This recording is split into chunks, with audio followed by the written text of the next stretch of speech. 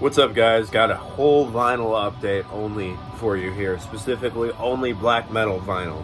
So I'm super hyped to finally show these. I've actually had them for a couple of weeks sitting on the sidelines. I got these before that last vinyl update even, and they've been here for a good long while. I got these from a mixture of sources, but whatever. So we're listening to Chanta o Flama de la Liberté. I don't know how to speak French, man. Sermon, great project.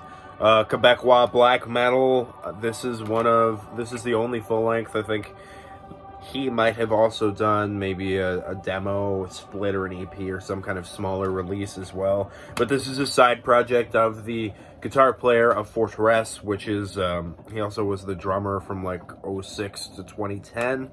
So I figure he would play on some of the classic stuff, you know, Metal Noir, Quebecois, and stuff like that. Les Hivers de Nord Epoch.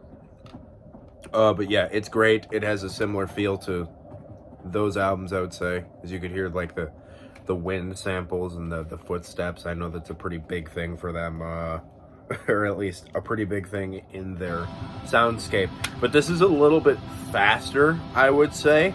It keeps a pretty mid-pace. It's a great record, man. Next. So, let's cut into this vinyl. I got 5 records for you here. Now, they are all black metal, so hopefully I do not sound too repetitive. But this is The Oldest of Blood by Strigoi. This is awesome. So this is a side project of Asgore, and I never remember how to pronounce the guy's name, but the dude behind Black Funeral. No glass cover. Look at that front cover, dude.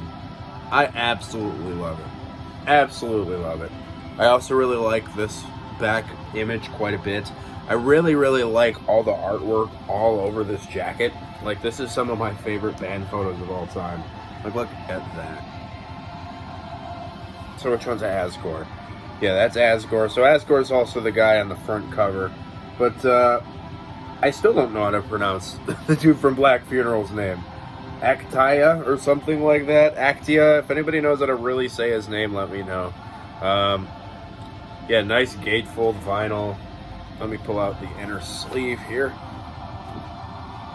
Very nice looking. Fits very well in a very dark Adversary looking layout.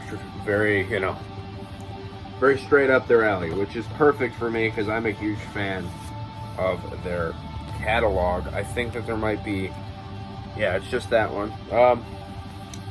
Strigoi, let's continue on here with the LP itself. Just plain black vinyl, but I really like the labels. Obviously, that looks a lot more like the, hello guys, that looks a lot more like the band photo on the inside, or at least from the same session. Same thing with this one. I really dig this record. So I haven't really talked about the music at all. I'm so excited about the layout. It's really kind of melancholic black metal. It's got quite a bit of atmospheric black metal tendencies, I would say, but I wouldn't call it atmospheric black metal in the way you would really traditionally think of it. You know, it doesn't give the same feelings as Winter Phylift. It doesn't have any of that stuff going on, but it's nonetheless a really moody album. I mean, it's kind of creepy. It keeps a pretty good mid-pace most of the time.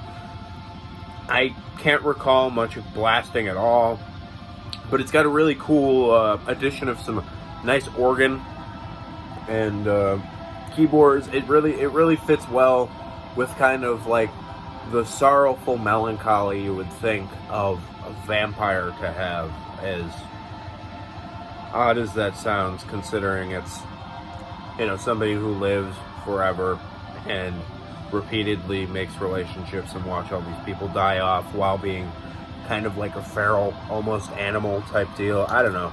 I think I might be reading a bit much into it, but lore-wise, I think that's pretty cool.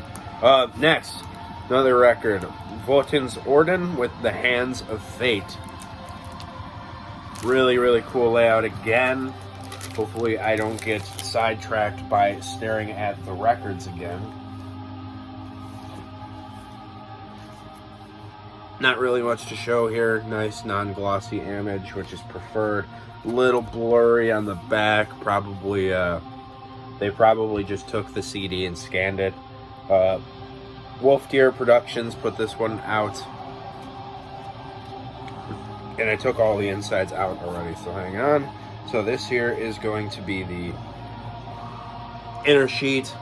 Looks very good. Nothing, just, you know, lyrics and then mentions of the people behind it. So originally I think this was a two-man band that turned into more of like a one-man project in the later era. This is the third record from 2011, this is a USBM project.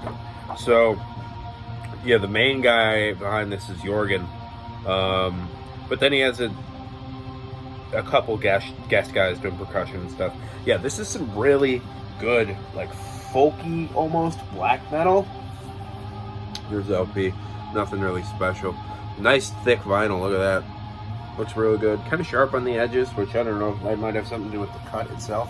But it's a nice and fun listen, man. For this kind of black metal, you usually don't want to call it fun. But it's got like a lot of later era Bathory tinges to it. And it's got a lot of the folky melodic sensibility of that style as well, you know, what Falkenbach would go on to do. But it's got lots of epic soundscapes to it, which is obviously a quick way to my heart. Overall, I would highly recommend this to pretty much anybody who likes Bathory and the likes. And, you know, I don't know what it is about some people's hate of the later era Bathory, man. It's beyond me. Anyway, so these next two are two LPs from the same band, of which I will be showing one after the other, just to keep them all together. This is an absolute score. I'm over the moon to have this one. This is Vampiric Bloods with Bordeaux Dracul. There's going to be a decent amount of Dark Adversary in this video, apparently. Let me open it up. I scored this guy off of the same guy I got that from Strigoi. That Strigoi LP off of. I don't know how many of you guys really use Instagram, but if you do, it's a Festering Vomitous Mass on Instagram. He occasionally posts stuff for sale on his stories. This is a ridiculous photo. It's very entertaining. Yeah, and, you know, sometimes you just got to take advantage of the scores you get. The same guy I got the Passage de Hiver A5 Digipack from. Inside art there, just a goofy, you know, smoky photo. You could barely see anything that's going on. And the lyric sheet here with, I guess, is that like a Dark Adversary sigil at this point? Because I feel like it's in a lot of stuff. And then obviously Vlad Tepish, I don't know how you properly pronounce his name. But yeah, this is like some more raw, kind of melodic black metal, pretty keyboard heavy. It really fits into the style of which Dark Adversary puts out all the time. Here's the LP, translucent red vinyl. Really cool, because I don't have any like full translucent red in the collection. I've been getting into vinyl a lot lately, which you guys know that's not really been my thing. And anybody who has this, did it come with the sleeve with the round bottom? If it did, sweet. These are pretty cool. More people should get into these. Yeah, this is a lot more of a raw record than the next one I'm going to show, but it's a really, really fun listen. It's, you know, I referenced it as dungeon metal. The other record is dungeon metal in an update I showed a little while ago because I had it on in the background. I think that's a pretty good representation of what this sounds like. Imagine walking through this castle by candlelight wearing a cloak. It's basically what that sounds like. Next, another Vampiric Blood album. This is probably the bigger one. This is Howling and Candlelight. Great record. So, I had some homies over yesterday. You know, I made some food, just, you know, have everybody come hang out. And we were downstairs in the basement here, chilling, hanging out, and one of the boys is looking through the new stack of LPs I have sitting over there, and he just looks at this front cover and just starts hysterically laughing. Because it is, man, this is probably the stinkiest finished cheese I've ever seen in my life. and it's great. I absolutely love this album cover. I think it's absolutely hysterical, and the fact that they felt the need to do it in pink is beyond me. It's probably supposed to be red, but it sure doesn't look it, man. Another highly entertaining band photo, as would be expected. This time I actually have the sleeve inside the sleeve. Dude, this guy's got some of the best taste in band photos I've ever seen. The chick with her boobies out, she must be some kind of sadistic vampire. Great stuff. I really like this one. I would say that this one is a lot more re-listenable, I would say. Not to put down Ordo Dracul whatsoever, but this is an album that I would find myself replaying much more often. It's a lot less raw. It's still raw, don't get me wrong. I mean, it's a Dark Adversary release, but it's a lot more accessible, I would say, than a lot of the stuff that comes out on that label. Even though Drowning the Light over the recent era, you know, out of all these ones that I have, only a couple of them are really all that raw. Comparatively speaking, maybe I'm just spoiled because I've listened to so much of this kind of stuff, but it's a great release. 100% would recommend.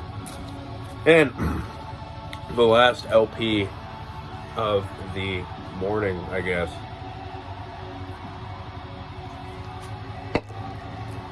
The Magus, Sadistic Execution. Got to have it. This is a straight up dire necessity in all respectable metal collections. No questions asked. High gloss. Gatefold, not too keen on the high gloss, but beggars can't be choosers. Osmos released it. Thank you, Osmos, for finally giving this a good and necessary repress, I may say. It looks really, really good, man. I mean, I think like a matte textured inside here would have been super cool, but again, how much more money would that be? And like, how much more would I want to pay than, like, I think I might have paid $20, between 20 and 25 for this. So that would have probably put it closer to a $30 LP. And you know, I don't like to buy those nearly as often because, you know, I could get the CD for 11 bones. So yeah, great classic blackened death metal from Australia. I looked them up on the Metal Archives before I started this video, so I don't sound like an absolute idiot. And apparently, none of these guys have gone on to do any highly recognized Australian bands later on, which is odd. But they certainly, Osmos, they certainly produced one of the coolest records in my collection. Look at that. Black and red. What would you call this? I don't know. It's not a splatter. Is this a splatter? I don't know, but I like the little bits of like sky blue in there. It looks really, really cool. I'm an enormous, enormous fan of this record, man. So this is something I got into based off of like old Mayhem photos. You see pictures of Euronymous and Helveta, you know, just standing at like the record store counter, and he's got like the shirt on, or like, I think even in Lords of Chaos they paid enough attention to detail to even have this on, and he had this in the background. It's kind of cool. I never really spoke on that movie. I liked it a decent amount. It felt like a caricature of what I understand the true story to be, which, you know, it's Hollywood, man. Do you think the Hollywood movies are going to be the exact same thing? I mean, like, look at The Revenant. Like, that's a real historical account. It's not at all what exactly happened. They got to make it more TV friendly. So to really think that they would make it a documentary, you already have Until the Light Takes Us, and you already have all those kind of things. I don't know. It's supposed to be Hollywood, but back to this, man. This is a great, great record. 91, I mean, come on. All that was out right now was Beherit and Blasphemy. And, you know, you had a couple other things on the way. But, man, dude, get on this. HHR should still have them. They got shirts, they got CDs. I still got to pick up the CD because I have not yet done it. I'll get to it eventually. So, that's going to be good on this vinyl update here, guys. I hope you guys thoroughly enjoyed this all black metal vinyl update. Go listen to Sir Man. Enjoy your weekend. Keep it greasy.